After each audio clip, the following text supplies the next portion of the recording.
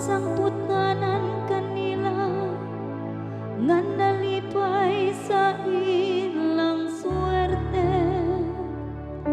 Sama sa karniro gitambok sila ngadto sa impyerno.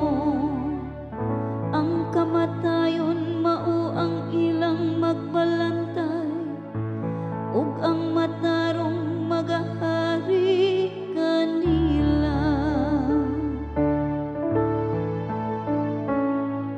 Bulahan ang kabus sa espiritu, kay ila ang gingharian sa Dios. Ang ilang dagway dalirang nga malaglag, ang impyerno mao ang ilang puloy hanap.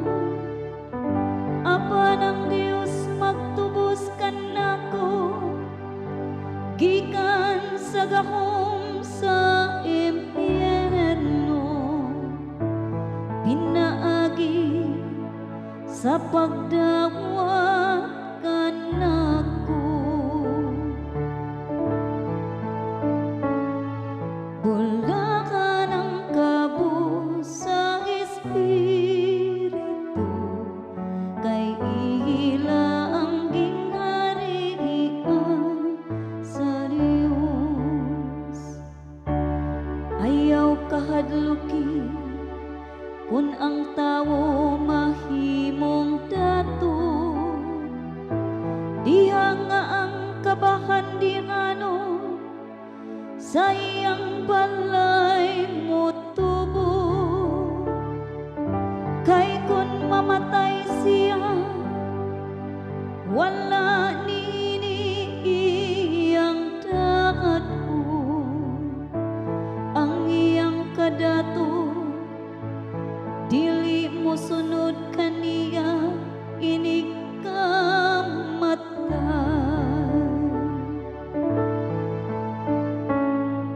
Bulakan ang kabus sa espiritu, kay ila ang gingharian sa Dios.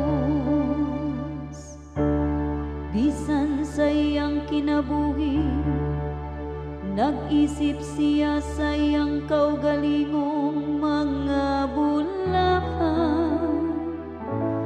Daygon ikaw nila tungod sa pagbuhat mo'g maayo alang sa imong kaugalingon. Motipon siya sa pundo sa iyang mga katigulangan, nga dili gayud makakita sa